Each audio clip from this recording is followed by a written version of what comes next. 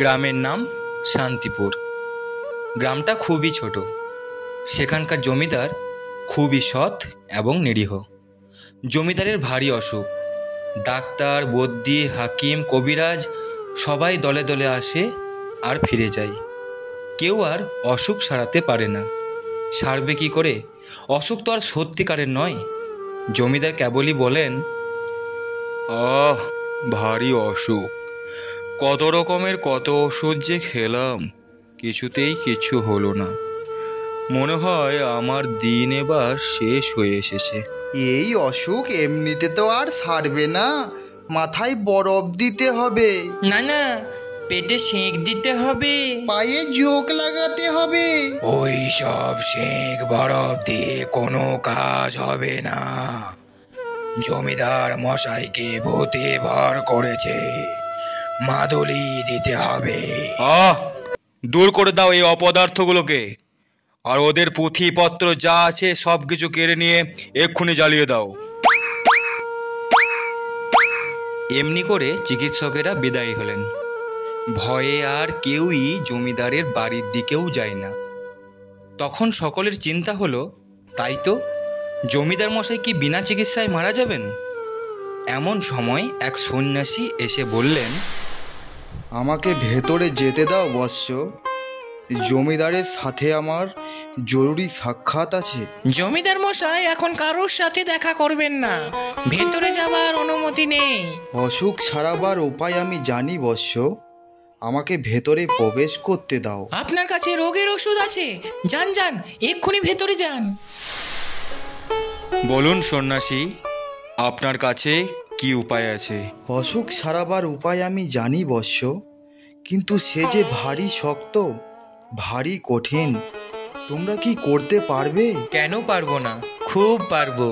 যদি জান দিতে হয় দেব।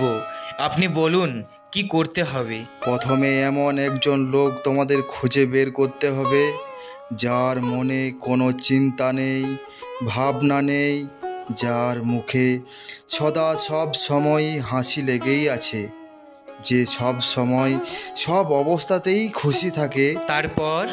তারপর সেই লোকের গায়ের জামা যদি জমিদার মশাই একটা দিন পরে থাকেন, আর সেই লোকের তোষকে যদি এক রাত্রি ঘুমিয়ে থাকেন, তাহলেই সব অসুখ সেরে যাবে বৎস। আরে, এ তো চমৎকার কথা। এই সহজ উপায়টা থাকতে এতদিন সবাই মিলে করছিল কি? এইটা কারোর মাথায় আসেনি? যাও, এক্ষুনি খোঁজ করে সেই হাসিওয়ালা লোকটার জামা আর তোষকটা নিয়ে এসো। শোনো শোনো শোনো, জমিদার বাবুর অনুরোধ, যে ব্যক্তি হাসিওয়ালা লোকের সন্ধান দিতে পারবে তাকে জমিদার মশাই 100 মোহর পুরস্কার দেবেন। শোনো শোনো শোনো। চারিদিকে লোক ছুটল। রাজ্যময় খোঁজ রবও পড়ে গেল, কিন্তু সে লোকের আর সন্ধান পাওয়া গেল না।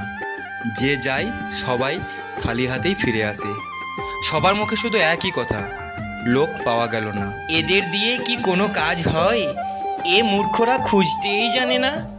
জমিদার মশাই, আমাকে একবার অনুমতি দিন, আমি একবার ওই অজানা লোকের খোঁজ করে দেখি। যান নায়েব মশাই, আপনিও একবার চেষ্টা করে দেখুন।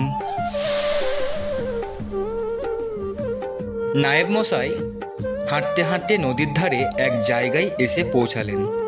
তিনি দেখলেন একটা লোক ভারী ভঙ্গি করে নানা রকম হাসির গান করেছেন, আর তাই শুনে চারিদিকে লোকেরা হো হো করে হাসছে। নায়েব ভাবলেন, এমন আমোদে লোকটা থাকতে আমার লোকগুলো কিনা সব হতাশ হয়ে ফিরে যায়। তিনি পাশের একটা লোককে জিজ্ঞেস করলেন, ওই লোকটা কে হে, এমন হাসি খুশি হয়ে আমোদ করে চলেছে? ও হচ্ছে গোবরা মাতাল। এখন দেখছেন না কেমন খোশ মেজাজে আছে, কিন্তু সন্ধ্যা হলেই ওর মাতলামি শুরু। চেঁচামেচি আর উৎপাতে ওর ভয়ে পাড়ার লোক শান্তিতে থাকতে পারে না।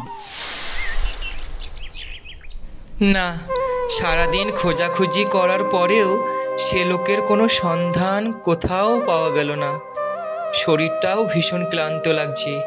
যাই, ওই গাছের তলায় বসে একটু বিশ্রাম করি।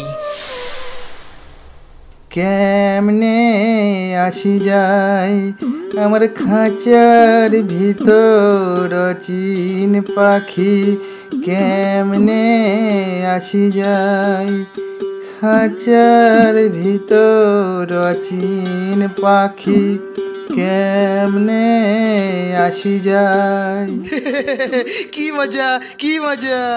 এই বুড়ো, তুমি এত হাসছো কেন? হাসলে মনো বেরি ধরতে পারলে মনো বেরি, কেমনে। নায়েব মশাই হতাশ হয়ে বাড়ি ফিরলেন এবং জমিদারকে সব কথা খুলে বললেন। সবাই তখন দীর্ঘশ্বাস ফেলে বললেন, না, আর তো বাঁচবার কোনো উপায়ই দেখছি না। আমি তো থাকি রাজার হালে, ভালো ভালো জিনিস খাই, কোনো কিছুর অভাব নেই, লোকেরা সব সময় তোয়াজ করছে। আমার হলো অসুখ, আর ওই হতভাগা ফকির যার চাল চুলো কিছু নেই, জামা নেই, কম্বল নেই, গাছতলায় পড়ে থাকে, যা পাই তাই খায়, সে কিনা বলে অসুখ টসুখ কিছু মানেই হয় না। সে ফকির হয়ে অসুখ করিয়ে দিতে পারলো, আর আমি জমিদার হয়ে কেন পারবো না? পরদিন সকালে জমিদার ঘুম থেকে উঠে সবাইকে ডেকে বললেন, হতভাগা মূর্খগুলো, তোরা সব কেউ কিছুই করতে পারলি না। এখন দেখ, আমি আমার অসুখ নিজেই সারিয়ে নিয়েছি। আজ থেকে আমি আবার সবাই গিয়ে বসবো, আর যে টু শব্দটি করবে তার মাথা আমি উড়িয়ে দেব। এমনভাবেই জমিদার মশাই তার মনের অসুখ নিজেই সারিয়ে ফেললেন এবং আগের মতোই আবার সততা ও নিষ্ঠার সাথে জমিদারি কাজকর্ম শুরু করলেন।